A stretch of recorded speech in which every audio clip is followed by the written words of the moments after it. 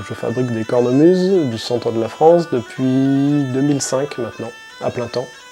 Je viens de m'installer ici, à La Vareille, dans les Combrailles. En fait, moi je suis né à Lyon, Lyon 4, à la Croix-Rousse, où j'ai jamais habité en fait. Mes parents, à ma naissance, ont acheté une maison dans les monts d'Or. En fait, j'ai eu une enfance et une adolescence plutôt rock, voire même métal, quand j'étais plus ado, alors très classique hein, pour les ados de l'époque.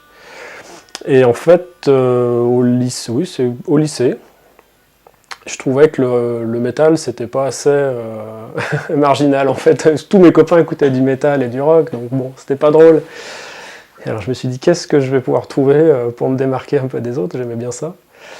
Et bah, la cornemuse s'est un peu imposée, un instrument qui... Alors je connaissais pas du tout les instruments du centre de la France ou la musique traditionnelle. Pour moi, la cornemuse, c'était la cornemuse écossaise, comme tout le monde en fait, quand on connaît pas. Et je me voyais bien avec une cornemuse écossaise qui ferait un max de boucan pour me faire remarquer, quoi. Je pense que c'est un peu ça la raison, ce que j'ai jamais vraiment su en fait pour comment je suis venu à la cornemuse, mais voilà, je pense que c'est ça, un coup de foot pour le côté radical un peu de l'instrument. Une cornemuse écossaise, quand ça marche, c'est toujours un peu surprenant, quoi. Je me revois dire à ma mère, je veux jouer de la cornemuse, ah bon, c'est quoi cette idée, voilà. Et je me revois au bar demander des renseignements, et qui se trouvait à côté de moi en train de commander sa bière? Stéphane Mauchamp, qui était le professeur de ces ateliers de cornemuse. Donc la rencontre a été rapide, si j'ose dire. On a bu une bière tout de suite, et je me suis inscrit à ces fameux cours du CNTRA, auquel j'allais donc avec Stéphane, parce que Stéphane travaillait à la Croix-Rousse, où moi j'étais lycéen. Donc j'ai passé la cornemuse au bac. J'étais un peu débutant, mais bon, j'avais quand même eu une très bonne note, mais c'est très sympathique, hein, les épreuves musique au bac. Donc le côté original de l'instrument m'a sûrement aidé à avoir une bonne note. Ouais, j'ai joué une suite de bourrées de temps, alors j'avais repéré plusieurs bourrées qui étaient sur le même schéma, et puis en fait ça faisait une sorte de variation, quoi. Un peu comme musique classique, ils aiment bien thème et variation. J'avais pris plusieurs bourrées qui se ressemblaient. Grâce au CMTRA, au même moment, j'ai fait des stages de fabrication d'anches de cornemuse avec Bernard Blanc et Jean-Sylvain Maître. Donc j'ai eu la chance de rencontrer à ce moment-là, donc j'en ai fait plusieurs. 2, 3, j'en ai refait d'autres par la suite avec Bernard. C'était des bons moments, il y avait des chouettes stages, j'ai rencontré plein de personnes, des bricoleurs, enfin c'était vraiment très sympa. Et bah, l'idée est venue, moi, vraiment de faire que ça me plaisait tellement. Et alors je me suis acheté un tour. Et j'ai passé 1 an à le démonter, à le dérouiller, à le remonter, à le transformer. Et voilà, et j'ai eu mon premier tour que j'ai installé dans le garage de ma belle-mère. Et c'est là que j'ai commencé à tourner des bouts de bois. J'ai passé ce CAP d'ébéniste et l'année suivante, j'ai pu faire un perfectionnement, enfin passer un deuxième CAP dans le bois, et j'ai choisi évidemment le CAP de tourneur sur bois, que j'ai passé à Rieux-la-Pape, toujours en région lyonnaise. Alors là, ça a été un peu là, c'était parti, quoi. Pendant mes heures de cours, je tournais des bourdons de cornemuse.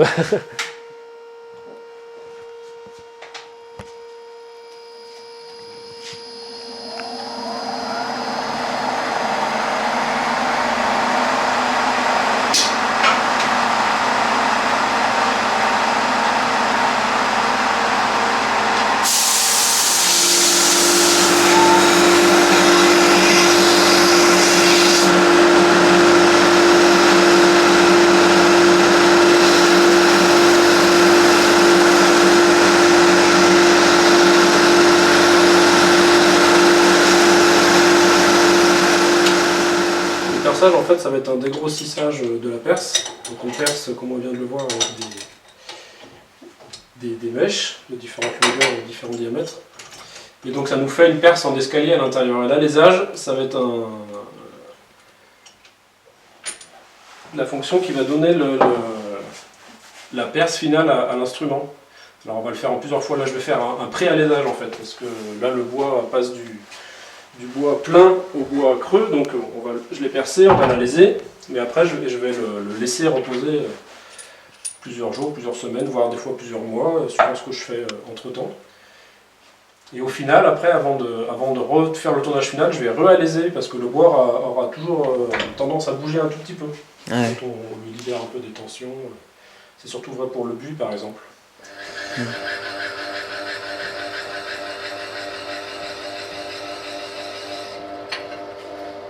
Ça dégage un petit copeau.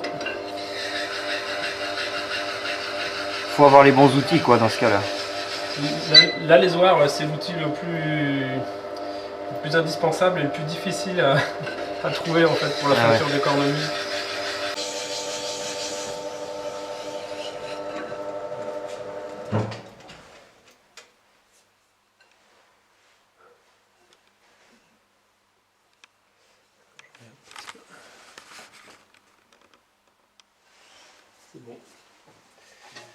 Quand c'est devenu un peu plus sérieux, j'ai quitté le petit garage de ma belle-mère.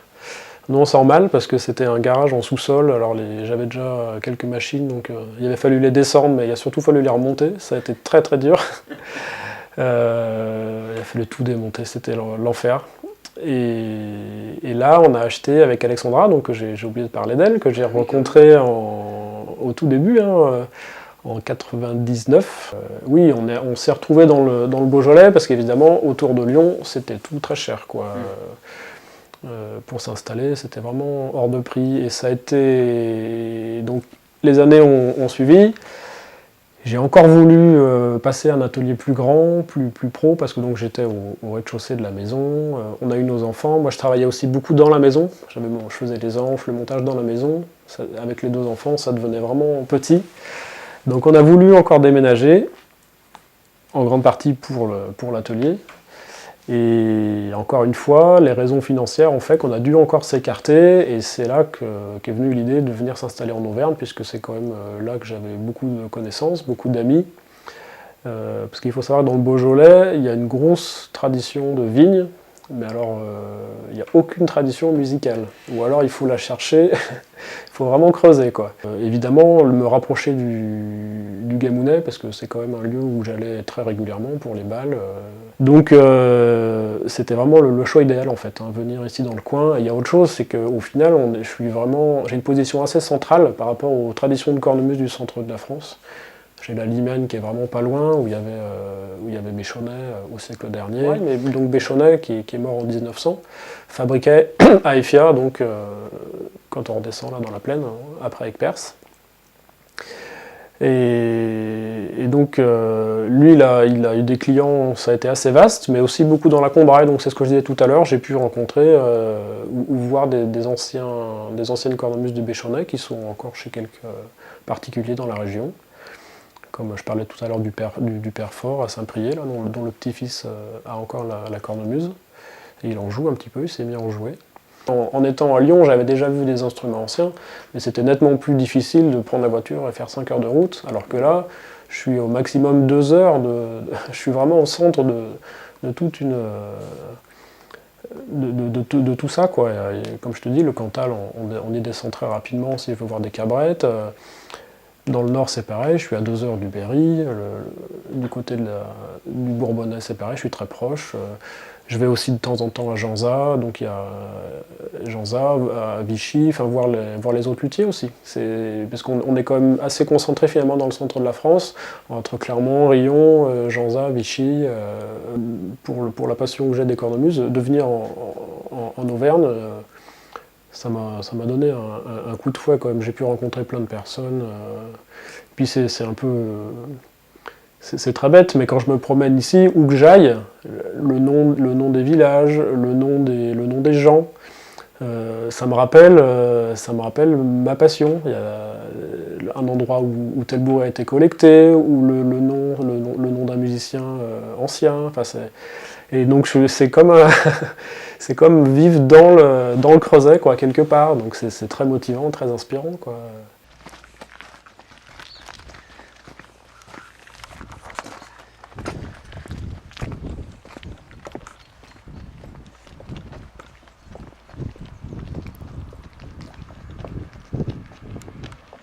Les agriculteurs, c'est bien pratique parce que quand je m'embourbe dans le terrain, il vient de sortir avec son tracteur, je vois les traces du tracteur. Et ça c'est à toi là, ce terrain? Non. Ouais. Jusqu'au- Tout ça là? Ouais, tout Ah oui, d'accord, ouais. jusqu'au L. Ouais. Ça te fait combien là? Un peu plus de 9000. Eh ouais. Et il y a 2 ans, derrière là. Alors heureusement qu'il y a Gérard, mon voisin, qui vient Te désembourber. il vient passer là. Oui, puis il vient. Soit il met des vaches ou des chevaux, soit il passe un coup Un coup de tondeuse? de rotorateur là, au tracteur. Ah ouais. Parce qu'on ne pourrait pas entretenir là. Souvent les gens, s'ils ne trouvent pas la maison, ils demandent à la première maison de la Vareille, est-ce que vous connaissez Monsieur Janin qui fait les cornemuses? Alors au début la voisine, maintenant quand je la croise dans le village, elle me dit bon, faudrait mettre une pancarte parce qu'on passe notre temps à indiquer votre atelier. Alors c'est amical, hein, c'est pour rire qu'elle dit ça, mais le fait d'avoir un voisin agriculteur, c'est super sympa. Une fois, je me suis fait livrer du bois et j'étais pas là pour. Il m'a déchargé le bois, il l'a mis dans la stabulation une nuit pour me le garder. Et puis, lui, il est là depuis toujours en fait, donc il connaît aussi des contacts pour des matières. Il peut me fournir de la corne, souvent il écorne ses bêtes, alors il me donne les cornes. Et il a des contacts avec les abattoirs quand je cherche de l'os par exemple. Puis c'est vrai que c'est un coin, c'est quand même magique. Mon autre voisine, une dame âgée, a encore les cabrettes de son mari, sa fille joue de la vielle, enfin voilà, ça c'est des choses qui sont assez amusantes, quoi. On est vraiment entouré de musique.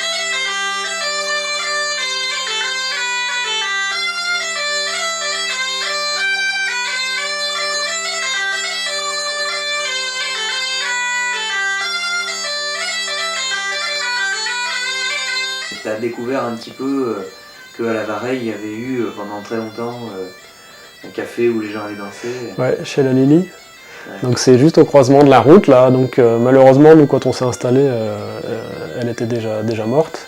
J'aurais bien aimé connaître la vie et l'ambiance de ce petit restaurant, ce petit café, où effectivement c'était un lieu de vie vraiment de la région, où énormément de personnes venaient. Bon, pour moi c'est encore très vivant, puisqu'on voit bien chez les Braillots, qui est très proche, il y a énormément d'activités. Et puis, je parle des Braillots parce que c'est vraiment à côté, mais de partout, comme on le sait, comme on peut le voir sur les sites dédiés aux musiques traditionnelles, c'est extrêmement vivant, c'est plus que jamais, quoi.